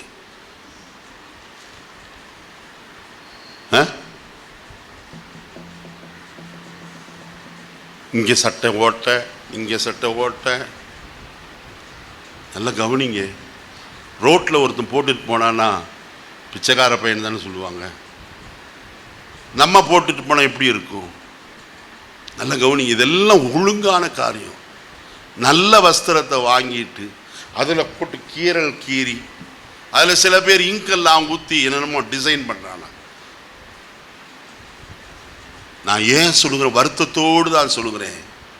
நம்முடைய ஜீவிதத்தில் தேவன் ஒழுங்கின் தேவனாய், நாம் ஆராதிக்கிற கர்த்தர் ஒழுங்கின் தேவன், எல்லாவற்றிலும் ஒழுங்கை விரும்புகிறவர். 1 கொரிந்தியர் 15ஆம் அதிகாரம் கடைசி வசனத்தை நீங்க வாசிப்பீர்களா? சகலமும் நல்லொழுக்கமாயும் கிரமமாயும் செய்யப்பட கடவுது. பாத்தீங்களா எப்படி? சகலமும் நல்லொழுக்கமாயும் கிரமமாய் செய்ய கடவுது. ஒழுக்கம் தேவை. ஆராதனைக்கு ஒழுங்கு, கர்த்தரை ஆராதிப்பதிலும் ஒழுங்கு, எல்லாவற்றிலும் கர்த்தர் விரும்புகிற காரியம் ஒழுங்கின் காரியம். சின்ன பிள்ளைகளுக்கு இந்த முடியெல்லாம் இப்படி விட்டுட்டு கண்ணில் போய் இப்படி வந்து தயவு செய்து அதெல்லாம் செய்யாதீங்க. சிறு பிள்ளையாக இருக்கும் போதே கற்றுக் கொடுங்க. நம்ம ஒழுங்கு தேவைன்னு சொல்லி. அருமையானவர்களே, நம்முடைய வாழ்க்கையில் ஒழுங்கு இல்லாவிட்டால் நம்மை பார்த்து எப்படி ஒழுங்கை படித்துக் கொள்வார்கள்? சிரேஷ்டமான வஸ்திரத்தை உடுத்துக் கொள்ளுங்க. நான் வேண்டாம் என்று சொல்ல, நல்ல வஸ்திரத்தை உடுத்துக் கொள்ளுங்க. ஒருவரும் நம்ம என்ன செய்யப்படக்கூடாது? குற்றப்படுத்தலாம். அருமையானே, உலகத்தாருக்கு நமக்கு என்ன உண்டு? வித்தியாசம் உண்டு. நான் உலகத்தான் அல்லாது போல நீங்களும் எப்படிப்பட்டவர்கள் அல்ல, உலகத்தார் அல்ல. ரோமர் 12ஆம் அதிகாரம் 2வது வசனத்தில் வாசிக்கும் போது, நீங்கள் இப்பிரபஞ்சத்திற்கு ஒத்த வேஷம் தெரியாமல். எதற்கு? இந்த பிரபஞ்சம் என்றால் இந்த உலகத்திற்கு ஒத்த வேஷம் தெரியாமல். சில பேர் பேண்ட் போட்டிருக்கான் பாருங்க, அது கழட்டுவானான்னு தெரியல. கத்திரிக்கோளை வச்சு தான் கட் பண்ணும் போல இருக்கு. அப்படியே டைட்டா போட்டுட்டு சரீரம் தெரிகிற மாதிரி. அருமையானே, அதெல்லாம் அவலட்சணமான காரியம். ஒழுங்கில்லாதவர்களை என்ன செய்யுங்க? ஒழுங்குபடுத்துங்க. வேதம் சொல்லுகிறது. கர்த்தர் நம்முடைய தேவன், அவர் ஒழுங்கின் தேவனாயிருக்கிறார். சகலவற்றையும் அவர் ஒழுங்கின்படி செய்ய விரும்புகிறார். நம்முடைய பிள்ளைகளுக்கு நாம் கற்றுக் கொடுக்க வேண்டும். நாம் ஆராதிக்கிற கர்த்தர் பயபக்திக்குரியவர் என்று கர்த்தருடைய வசனம் அடுத்தது சொல்லப்பட்டிருக்கிறது. திடனற்றவர்களை என்ன செய்யுங்க? தேற்றுங்கள். நாம் தேற்றுகிறோமா? அடுத்த மூன்றாவது காரியம், பலவீனரை என்ன செய்யுங்க? தாங்குங்க. பலவீனப்பட்டு போனானா? விசுவாசத்தில் ஒருவர் பலவீனப்பட்டு போனார்களா? அவர்களை தாங்கி விசுவாசத்தில் என்ன செய்யுங்க? ஊன்ற கட்ட வையுங்கள்.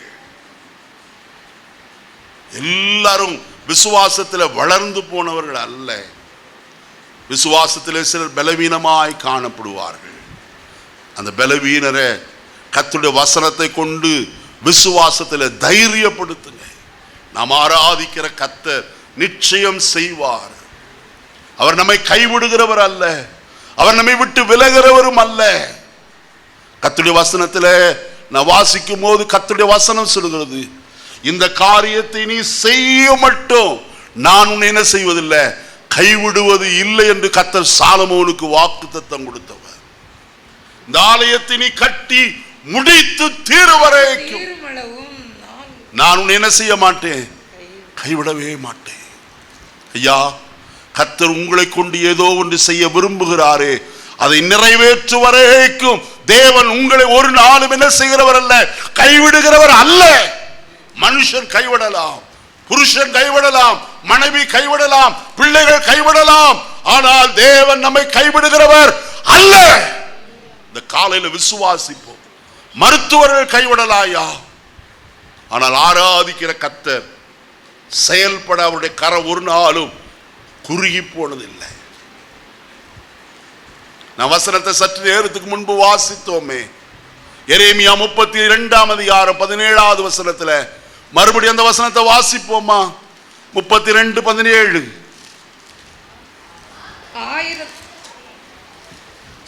கர்த்தராகிய ஆண்டவரே, கர்த்தராகிய ஆண்டவரே, இதோ இதோ தேவரீர் உம்முடைய மகா பலத்தினாலும் நீட்டப்பட்ட உம்முடைய புயத்தினாலும் வானத்தையும் கர்த்தருடைய கரம் என்ன செய்யப்பட்டிருக்கிறது? நன்மை செய்யும்படிக்கு நீட்டப்பட்டிருக்கிறது. ஐயா, அப்போஸ்தலர் 10:38 வாசிக்கிற பிரகாரம் நன்மை செய்கிறவராய் சுற்றி திரிந்தவர் இந்த காலையிலே தம்முடைய கரத்தை உங்கள் மேல் வைக்கும்படிக்கு விரும்புகிறாரே. நான் வந்து சுகமாக்குவேன் என்று சொன்னாரே, அவர்தான், அவருடைய கரந்தாயா நமக்கு எல்லாம் போதுமானது. வேறே ஒன்றும் நம்மை திருப்திப்படுத்த முடியாது. பலவீனரை தாங்குங்கள். வசனத்தில் சொல்லப்பட்டிருக்கிறது. அடுத்தது, எல்லாரிடத்திலும் எப்படி இருங்க? நீடிய சாந்தமாயிருங்க. எல்லாரிடத்திலும். எப்படிப்பட்ட, ஒருவேளை உங்களை நடுத்தெருவில் நிறுத்தி கண்டமானிக்கு பேசினாலும் நீங்க பேசவே பேசாதிருங்க. இயேசு ஒரு நல்ல உதாரணம். அவர் வாயை திறவாதிருந்தார். மயிர் கத்திரிக்கிறவனுக்கு முன்பாக கொண்டு போகப்படுகிற ஆட்டுக்குட்டியை போலவும் அவர் சத்தமிடவில்லை. நம்முடைய வாயினாலே அவர் ஒன்று பேசல. வசனத்தில் வாசிக்கிறோம், பேதுரு சொல்லும் போது சொல்கிறார், அவர் வையப்படும் போது பதில் வையாமலும் பாடுபடும் போது பயமுறுத்தாமலும் நியாயமாய் தீர்ப்பு செய்கிறவருக்கு தம்மை ஒப்புவித்தார். பிலாத்து நியாயம் செய்யவில்லை. அவன் சொன்னான், இவர் குற்றமற்றவர், நீதிமான் என்று சொல்லிவிட்டார். ஆனால் உன்னதத்திலே காணப்பட்டவர் அவருக்கு ஒரு நீதியை செய்தார். அவர் இந்த மனு குலத்திற்காய் மரிக்க வேண்டும் என்பதுதான் தேவனுடைய நீதியாய் காணப்பட்டது. அதற்காக தன்னை என்ன செய்தார்? ஒப்பு கொடுக்கிறவராய் காணப்பட்டார். நீங்க யோபை பாருங்க, எல்லாரும் அவனை குறித்து வேறு விதமாய் பேசினார்கள். ஆனால் 42ஆம் அதிகாரத்திற்கு வரும்போது நான் சொல்லுகிறேன், இப்பொழுதோ என் கண்கள் உம்மை என்ன செய்தது? கண்டது. என் கையினால் வாயை போற்றி நான் எப்படி இருந்தேன்? மௌனமாக இருந்தேன். ஐயா, உங்களுக்கு விரோதமாய் தீங்கு பேசுகிறார்களா, குறை சொல்லுகிறார்களா, ஒன்று நீங்க ஒரு நியாயத்தையும் சொல்ல வேண்டிய அவசியம் இல்லை. இல்லை, அவங்க பேசுறாங்க, நான் பேசாம இருந்தா என குற்றவாளின்னு சொல்லிட்டு போகட்டும். ஆனால் நியாயத்தை விளங்க பண்ணுகிற ஒரு கர்த்தர் ஒரு நாளிலே உண்டு பிரியமானது. அவர் ஏற்ற காலத்தில் நியாயத்தை என்ன செய்கிறவர்? வெளியரங்கமாக்குற கர்த்தர். அவரை நோக்கி பாருங்க ஐயா. அதுதான் சொல்லப்பட்டிருக்கிறது, எல்லாரிடத்திலும் எப்படி இருங்க? நீடிய சாந்தம். பிலிப்பியர் 4ஆம் அதிகாரத்தில் ஒரு அருமையான கர்த்தருடைய வசனம் ஒன்று உண்டு. அங்க வசனம் சொல்லுகிறது இவ்விதமாய், பிலிப்பியர் 4ஆம் அதிகாரம் 5வது வசனமா, உங்கள் சாந்த குணம் எல்லா மனுஷருக்கும் தெரிந்திருப்பதாக. யாருடைய சாந்த குணம்? என்னுடைய சாந்த குணம் எல்லாருக்கும் என்ன செய்ய கடவுது? தெரிந்திருக்க கடவுது. ஏன்னா உங்களை அழைத்தவர் யார்? சாந்த குணம் உள்ளவரையா. இதோ ராஜா சாந்த குணம் உள்ளவராய் கழுதையின் மேலும் கழுதை குட்டியாகி மரியின் மேலும் என்ன செய்கிறவர்? ஏறி வருகிறவர்.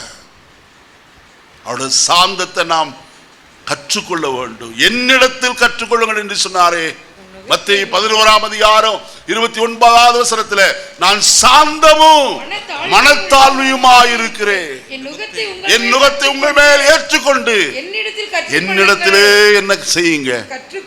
சாந்த குணத்தை வேற எங்கேயும் போய் கத்துக்கிட்ட வேண்டாம். யோகா கத்து கொடுக்குறாங்க, கம்ப்யூட்டர் கத்து கொடுக்குறாங்க, எத்தனையோ காரியத்தை கத்து கொடுக்குறாங்க. அது மனுஷர் கற்றுக் கொடுப்பார்கள், அது ஒன்றுத்துக்கும் பிரயோஜனப்படாது. கராத்தா படிக்கிறது எதற்கு? இந்த 2 பேரும் அடித்து தொலைச்சி போடுறதுக்கு. கோவம் வந்துச்சுன்னா முடிஞ்சிச்சு, எவனையாவது வெட்டி அடித்து தொலைச்சி போட்டு அப்புறம் உட்காந்து கம்பி எண்ணிட்டு இருக்கணும். அதெல்லாம் வேண்டாம். எதை கற்றுக்கொள்ளுங்க? சாந்த குணத்தை கற்றுக்கொள்ளுங்க. உங்கள் சாந்த குணம் எல்லாருக்கும் தெரிந்திருக்க கடவுள். சாந்தமாயிருப்போம். அருமையானே, வசனத்தில் வாசிக்கிறோம், சாந்த குணம் உள்ளவர்கள் பாக்கியவான்கள். அதை விட்டுட்டு சாந்த குணம் உள்ளவர்கள் பாக்கியவான்கள், அவர்கள் பூமியை சுதந்தரிப்பார்கள். நீங்க 37ஆம் சங்கீதத்தில் அதை வாசிக்கலாம். சாந்த குணம் உள்ளவர்கள் பூமியை சுதந்தரித்து, வசனம் வருது, எடுத்தீங்களா? 37ஆம் சங்கீதம் வசனத்தையே சொல்றேன். என்ன ஏமா இது? என்ன சத்தமா வாசிமா? சாந்த குணம் உள்ளவர்கள் பூமியை சுதந்தரித்து மிகுந்த சமாதானத்தினால். 37:11, சாந்த குணமுள்ளவர்கள் பூமியை சுதந்தரித்து மிகுந்த சமாதானத்தினால் மன மகிழ்ச்சியாயிருப்பார்கள். சாந்த குணம் என்னத்தையும் கொண்டு வருகிறது? மன மகிழ்ச்சியை கொண்டு வருகிறது. அப்ப சாந்த குணம் இருக்கலாமா? அது தேவை. அடுத்த ஒரு காரியத்தை நான் சொல்ல விரும்புகிறேன். 15வது வசனத்தை வாசிப்போம். 1 தெசலோனிக்கேயர் 5:15.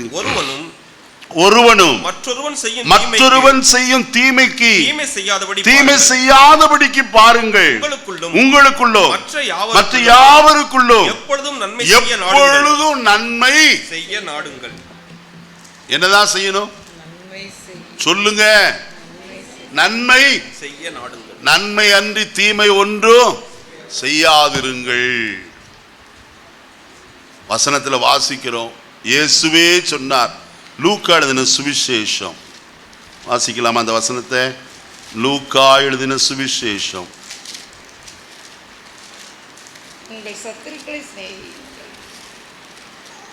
வாசிங்கம்மா இந்த வசனம். 6ஆம் அதிகாரம் 35. உங்கள் சத்துருக்களை சிநேகியுங்கள், நன்மை செய்யுங்கள், கைமாறு கருதாமல் கடன் கொடுங்கள். அப்பொழுது உங்கள் பலன் எப்படி இருக்கும்? மிகுதியாயிருக்கும்.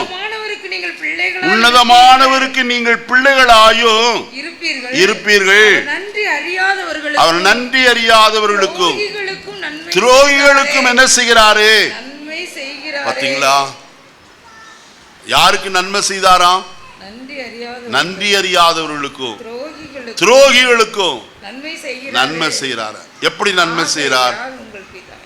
அப்போஸ்தலர் 17ஆம் அதிகாரம் 14ஆம் அதிகாரம் அப்போஸ்தலர் 14ஆம் அதிகாரம் வாசிக்கிறீங்களா வசனத்தை? 17வது வசனம். அவர் நன்மை செய்து வந்து வானத்திலிருந்து மழையையும் செழிப்புள்ள காலங்களையும் நமக்கு தந்து ஆகாரத்தினாலும் சந்தோஷத்தினாலும் நம்முடைய இருதயங்களை என்ன செய்கிறாராம்? நிரப்பி இவ்விதமாய் அவர் தம்மை குறித்து சாட்சி விளங்க பண்ணாதிருந்தது இல்லை. அவர் நன்மை செய்கிறவர், நன்மை செய்கிறவராகவே சுற்றி தந்தார். ஆயினால் தான் நம்மளையும் பார்த்து என்ன செய்யுங்க? நன்மை செய்ய படியுங்கள் என்று சொன்னார். நன்மை செய்யணும்யா. யாருக்கு? ரோமருக்கு எழுதின நிருபம் 12ஆம் அதிகாரம் வாசிப்போமா? 20வது வசனத்தை வாசிப்போம். அன்றியும் உன் சத்துரு பசியாயிருந்தால் நீ போஜனம் கொடு, அவன் தாகமாயிருந்தால் அவனுக்கு பானம் கொடு. இப்படி செய்வதினால் அக்கினி தழலை அவன் தலையின் மேல் என்ன செய்வாய்? குவிப்பாய். நீ தீமையினாலே வெல்லப்படாமல் தீமையை நன்மையினாலே என்ன செய்யுங்கள்? பாருங்க 17வது வசனத்தை வாசிங்க. ஒருவனுக்கும் தீமைக்கு தீமை செய்யாதிருங்கள், எல்லா மனுஷருக்கு முன்பாக. பாத்தீங்களா? நன்மை செய்யணும். தன் விண் மகிமையெல்லாம் விட்டு விட்டு பூலோகத்தில் கடந்து வந்த கர்த்தர் நன்மை செய்தாரே ஐயா. கடைசி நேரத்தில் தன்னை பிடித்தவர்களை பேதுரு வலது காதர வெட்டுகிறவனாய் காணப்பட்டார். அந்த நேரத்து கூட அவர் நன்மை செய்தார். விழுந்த காதை எடுத்து மொட்டை வைத்து அவனை சுஸ்தப்படுத்தினார். யோசித்து பாருங்க. நம்முடைய வாழ்க்கையில நன்மை செய்ய படிப்போம். தரித்திரரோ ஏழைகளோ அவர்களுக்கு நன்மை செய்யுங்க. அடுத்த காரியம் 1 தெசலோனிக்கர் 5:16 வாசிங்க. எப்பொழுதும் சந்தோஷமா இருங்க. எப்பொழுதும் எப்படி இருங்க? பாத்தீங்களா? எப்போதும் எப்படி இருங்க? எப்படி இருக்கணும்? சந்தோஷமாய் இருக்க முடியுமா? இப்படி ஆட்டுறாங்க, அது முடியாதுன்ட்டு. எப்போதும் சந்தோஷமா இருக்க முடியுமா? மனுஷிகத்தில் அப்படி இருக்க முடியாது, உண்மை. ஆனா கர்த்தருக்குள் எப்படி இருக்க? பிலிப்பியர் 4ஆம் அதிகாரத்தை எடுத்து வாசிங்க. கர்த்தருக்குள் எப்பொழுதும் சந்தோஷமாயிருங்கள், சந்தோஷமாயிருங்கள் என்று. பாத்தீங்களா? கர்த்தருக்குள்ளதான் சந்தோஷமா இருக்க முடியும். மனுஷீகத்துல சந்தோஷமா இருக்கவே முடியாது. இந்த காலையில கர்த்தருக்குள்ள சந்தோஷமாயிருங்க. அவர் கொஞ்ச நேரத்துக்கு முன்னாடி வசனம் வாசித்தோம். அப்போஸ்தலர் 14:17 அவர் நம்முடைய இருதயங்களை சந்தோஷத்தினால் என்ன செய்தாராம்? நிரப்பினார். யார் நிரப்புறது? அப்போஸ்தலர் 14ஆம் அதிகாரம் கடைசி வசனம். அப்போஸ்தலர் 14 கடைசி 13 கடைசி 13 மன்னிக்கணும். சீஷர்கள் சந்தோஷத்தினாலும் ஆவியினாலும் நிரப்பப்பட்டார்கள். பாத்தீங்களா? எதினாலே? சொல்லுங்க. சந்தோஷத்தினாலும் பரிசுத்த ஆவியினாலும். ரெண்டுக்கு ஒரு கனெக்ஷன் இருக்குங்க. பரிசுத்த ஆவியில நிறைஞ்சிருந்தா நம்முடைய இருதயம் எப்படி இருக்கும்?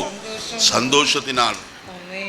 ரோமர் 14ஆம் அதிகாரம் 17வது வசனம். ரோமர் 14:17. கொஞ்சம் வேகமா. தேவனுடைய ராஜ்யம் புசிப்பும் குடிப்பும் அல்ல, அது நீதியும் சமாதானமும் பரிசுத்த ஆவியினால் உண்டாகும். எதினாலே சந்தோஷம்? சொல்லுங்க. எதினாலே சந்தோஷம்? சங்கீதக்காரன் ஒரு வார்த்தையை சொல்லுகிறார் 4ஆம் சங்கீதத்துல. அவர்களுக்கு தானியமும் திராட்சரசமும் பெருகி இருக்கிற காலத்தின் சந்தோஷத்தை பார்க்கிறோம், அதிக சந்தோஷத்தை.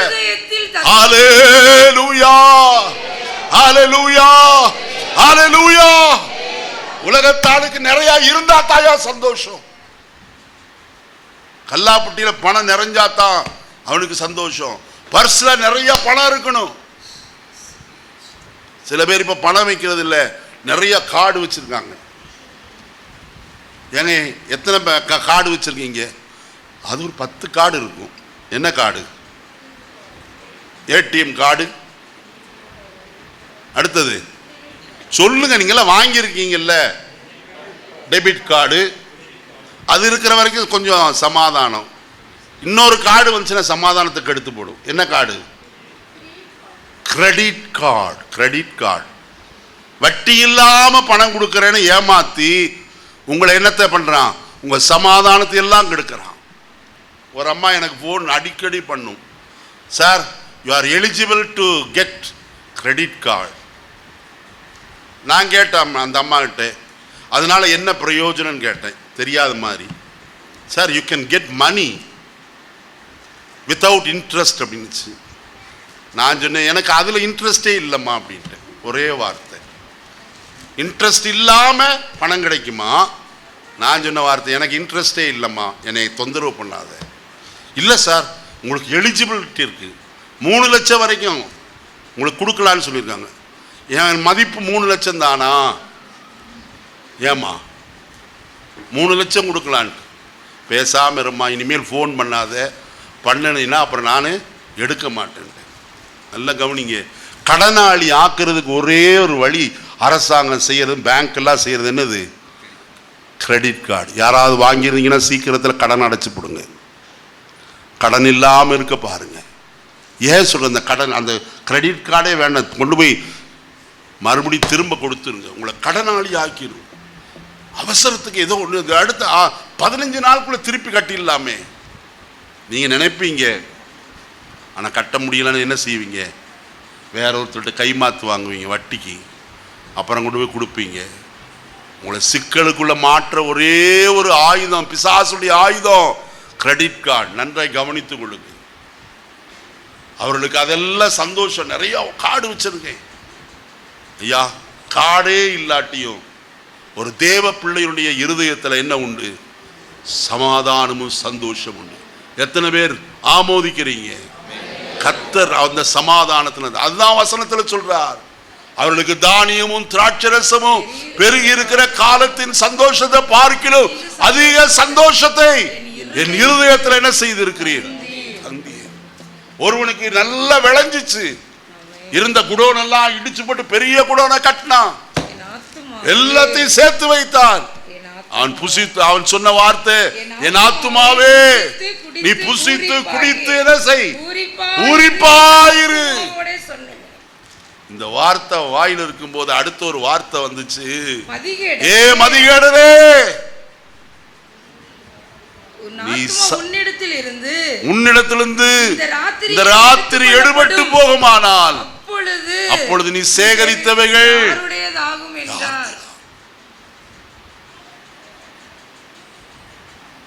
நல்ல கவனிங்க. யாருக்கு தெரியாது? சேலத்தில் பாஸ்டர் ஒருத்தர், நான் முந்தின நாள் பேசி கொண்டு இருக்கிறேன் அவரிடத்துல, பாஸ்டர் ரொம்ப வேதனையாக இருக்கிறது சில காரியங்களை கேட்கும்போது பார்க்கும்போது. நான் சொன்னேன், தைரியமாக இருங்க, எனக்கும் வேதனை தான். நான் பதில் கொடுத்து பார்த்தேன், அனுக்கு அவர்களுக்கு என்ன இல்லை? மனதில்லை. விட்டுருங்க, எங்கேயோ முட்டி மோதுட்டுன்னு சொன்னேன். அடுத்த நாள் காலையில் செய்தி வருது, அவருக்கு ஹார்ட் அட்டாக். முந்தின நாள் பேசிட்டு வரேங்க, அடுத்த நாள் நான் செவ்வாய்க்கிழமை பேசிட்டு வந்தேன், புதன்கிழமை காலையில் செய்தி வருகிறது, ஹார்ட் அட்டாக், ஆஸ்பத்திரியில் இருக்கார், ஜெபம் பண்ணுங்க. நாங்கள் ஜெபம் பண்ணோம், நான் கூட்டத்தில் சொல்லி ஜெபித்தோம். அடுத்து நடந்து என்ன தெரியுங்களா? கர்த்தர் சுகத்தை தந்து வீட்டுக்கு திரும்பும்படிக்கு செய்தார். அடுத்த நாள் மறுபடியும் வெள்ளிக்கிழமை எனக்கு ஃபோன் பண்ணார், பாஸ்டர் எல்லாருடைய ஜெபத்தினாலும் கர்த்தர் என்னை பூரண சுகம் கொடுத்து வீட்டுக்கு திரும்பி வரும்படிக்கு செய்தார். லைட்டாக என்னது மைல்டு அட்டாக்னு தான் சொன்னாங்க பாஸ்டர். நான் சொன்ன ஜாக்கிரதையாயிருங்க, கர்த்தர் பாதுகாக்க வல்லவர். எதை குறித்து டோன்ட் வரி அபவுட் எனிதிங். யார் என்ன பேசினாலும் என்ன செய்தாலும் இடறி போனாலும் நீ கவலைப்படாதீங்க. காரணம் என்ன தெரியுங்களா? ஒரு நல்ல ஊழியக்காரன், நல்ல கவிதையெல்லாம் எழுதுவார், நல்ல பிரசங்கம் பண்ணுவார், அநேக ஊழியக்காரர்களுக்கு தலைவனாய் காணப்பட்டவர். ஆனால் இன்றைக்கு கர்த்தரை விட்டு தூரமாய் போய் யெகோவா தேவன் விக்கிரகம் என்று போதித்துக் கொண்டிருக்கிறார். யோசித்து பாருங்க. நான் ஒரே ஒரு வார்த்தை சொன்னேன், எங்களிலே ஒருவனாய் காணப்பட்ட நீ இடறி போகிறபடினாலே எங்கள் மனம் என்ன செய்கிறது? எரிகிறதையா.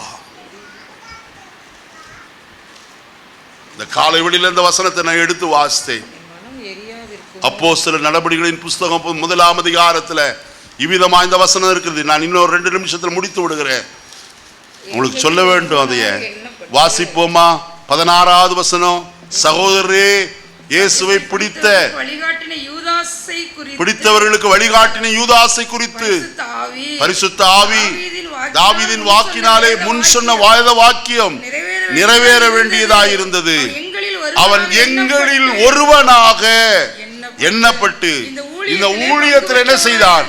பங்கு பெற்றான். எங்களில் ஒருவன். இப்படியே ஒரு வசனம் இருக்குங்க. இன்னொரு வசனமும் கொலோசியருக்கு எழுதின நிருபம் 4ஆம் அதிகாரம் 12வது வசனத்தை வாசியுங்கள். எப்பாப்பிராவும் உங்களுக்கு வாழ்த்துதல் சொல்லுகிறார். உங்களை சேர்ந்தவன். உலகம் என்ன சொல்லும்? உங்க சபைக்கு தான் வந்தாங்க, எப்ரோன் சபைக்கு தானே வந்துட்டு இருந்தாங்க, உங்க சபையில தானே அவங்க ஆராதித்தார்கள், அப்படிதானே சொல்லும். வசனத்துல பரிசுத்த ஆவியானவர் யூதாசை குறித்து சொல்லுகிறார் என்னவென்று, அவன் எங்களில் ஒருவனாக எண்ணப்பட்டு இந்த ஊழியத்திலே என்ன செய்தான்? பங்கு பெற்றவனாய் இருந்தான். அவனுக்கு என்ன ஆச்சு? வாசிப்போமா? 24வது வசனத்தை வாசி. எல்லாருடைய இருதயங்களையும் அறிந்திருக்கிற கர்த்தாவே, யூதாஸ் என்பவன் தனக்குரிய இடத்திற்கு போகும்படி இழந்து போன ஊழியத்திலும் அப்போஸ்தல பட்டமும் என்னத்தை நஷ்டப்படுத்தினா? 30 வெள்ளிக்காசு நிமித்தம். அங்க வசனத்துல சொல்லப்பட்டிருக்கு, ஊழியத்தை இழந்து போனான், அப்போஸ்தல பட்டத்தையும் இழந்து போனான். என்னை கேட்கிற கர்த்தருடைய ஜனமே, ஒருவனும் தனக்குரியதை இழந்து போகாதபடிக்கு நான் வருமளவும் அதை என்ன செய்? பற்றி கொண்டிரு. இந்த வாரத்தில் நான் அதிகமாய் துயரப்பட்ட நாட்கள். ஒவ்வொரு நாள் இருதயம் அதிகமாய் கண்ணீர் சிந்திற்று. காரணம், எங்களில் ஒருவனாய் ஏறக்குறைய 16 வருஷம் ஒரே அறைக்குள்ளே நாங்கள் ஒவ்வொரு மாதமும் கூடி வரும்போதெல்லாம் பார்த்து நேசித்த ஒரு சகோதரர் இன்னைக்கு ஊழியத்தை இழந்து போய் புறந்தள்ளப்பட்டவராய் காணப்படுகிறார். ஒருவருடைய ஆலோசனையை ஏற்றுக்கொள்கிறதில்லை. அருமையானே, விஸ்தாரமாய் சொல்ல வேண்டும், நான் அதை விட்டு விடுகிறேன். கடைசி அவர் சொல்லி நான் முடிக்க விரும்புகிறேன். 1 தெசலோனிக்கர் 5ஆம் அதிகாரம் 16வது வசனம். எப்பொழுதும் எப்படி இருங்க? அதை சொல்லிவிட்டேன். அடுத்து 17வது வசனம், இடைவிடாமல் இடைவிடாதபடிக்கு நேரம் கிடைக்கும் போதெல்லாம் ஜெபம் பண்ணுங்க. ஜெபத்தில சோர்ந்து போகாதிருங்கள், ஜெபத்தில போராடுங்கள், கண்ணீர் சிந்தி ஜெபம் பண்ணுங்க. ஏன் ஜெபிக்க சொல்லுகிறேன்? இது ஜெபிக்க வேண்டிய காலம். ஜெபிக்காவிட்டா நமக்கு பாதுகாப்பு இல்லை பிரியமானே. திருப்பூர்ல அநேக இடங்களிலே, திருப்பூர் மட்டுமல்ல அநேக இடங்களிலே, அங்கே அம்பாசமுத்திரத்தில், நாங்குநேரியில, பல இடங்களில் ஆலயத்துக்குள்ள புகுந்து பயங்கரமாய் ஆராதனையை கெடுத்து விட்ட எத்தனையோ விரோதிகள். இதெல்லாம் காக்கப்பட வேண்டுமானால் நீங்களும் நானும் முழங்காற்படியிட வேண்டியது அவசியம். காலத்தின் கடைசிக்கு வந்து இருக்கிறோம். தேவன் இந்த தேசத்தில் ஒரு மாற்றத்தை கொண்டு வராத பட்சத்தில் நம்முடைய ஜீவிதம் எப்படி இருக்குமோ என்று தெரியாது. ஆனால் அதற்குள்ளே நம்முடைய மணவாளனா இயேசு சீக்கிரமாய் மத்திய ஆயத்தில் வரப்போகிறார். அவரை சந்திக்கும்படிக்கு ஆயத்தப்படுவோம். கடைசியாய் சொல்லுகிறேன், எல்லாவற்றிலேயும் ஸ்தோத்திரம் செய்யுங்கள். அப்படி செய்வதே கிறிஸ்து இயேசுவுக்குள் உங்களை குறித்து தேவனுடைய தேவ சித்தத்தை நிறைவேற்றுங்கள். அடுத்த வாரத்தில் இந்த செய்தி தொடரும். தேவ சித்தம் என்ன என்று ஆராய்ந்து பார்ப்போம். ஜெபத்தோடு வாருங்கள். கர்த்தர் தேவ சித்தத்தை நிறைவேற்ற நமக்கு கிருபையும் பலனையும் தரட்டும். இந்த வசனத்தில் வாசித்த 7 காரியங்கள், இந்த 7 வசனத்திலும் காணப்படுகிற இந்த காரியங்களை நிறைவேற்ற பிரயாசப்படுவோம். கர்த்தர் உங்களை ஆசீர்வதிப்பாராக. எழுந்திருப்போமா? எல்லாரும் எழுந்திருப்போம். கர்த்தரை நோக்கி பார்ப்போம். இந்த காலை வேளையில் கர்த்தருடைய ஆவியானவர் நம்மோடு கூட பேசி இருக்கிறார். அவருடைய சித்தம் செய்யும்படிக்கு நாம் தேவனுடைய செய்கையாயிருக்கிறோம். அவருடைய சித்தம் செய்யும்படியாய் நாம் அழைக்கப்பட்டவர்கள். கர்த்தருடைய பிள்ளைகளே, நாம் செய்வது கர்த்தருடைய சித்தம் தானா அல்லது நம்முடைய சொந்த விருப்பத்தை நிறைவேற்றி கொண்டிருக்கிறோமா? யோசித்து பார்ப்போம். நம்மை தாழ்த்தி அவருடைய கரத்தில் ஒப்பு கொடுப்போம்.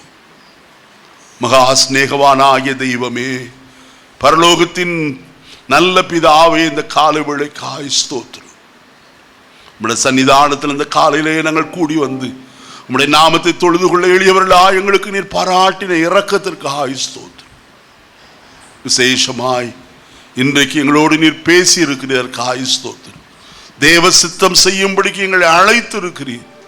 நாங்கள் உம்முடைய சித்தத்தை அழிந்து கொண்டவர்களாய் உம்முடைய சித்தத்தை நிறைவேற்ற எங்களுக்கு உதவி செய்யும். தேவ கிருபை தாரும். வசனத்தை கேட்ட எல்லாரையும் ஆசீர்வதிப்பீராக. உம்முடைய செட்டைகளுக்குள்ள மறைத்துக் கொள்ளும். உம்முடைய நல் நாமத்தை நீர் மகிமைப்படுத்தும். வருகைக்கு ஆயத்தப்படுத்தும். மீட்பர் நாமத்தில் பிதாவே.